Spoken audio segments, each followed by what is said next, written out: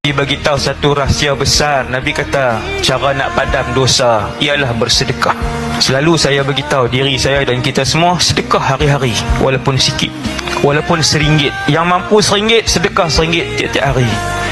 Niat dalam hati nak dapat redha Allah waktu sedekah, nak dapat redha Allah, nak tiru sunnah Rasulullah yang banyak sedekah.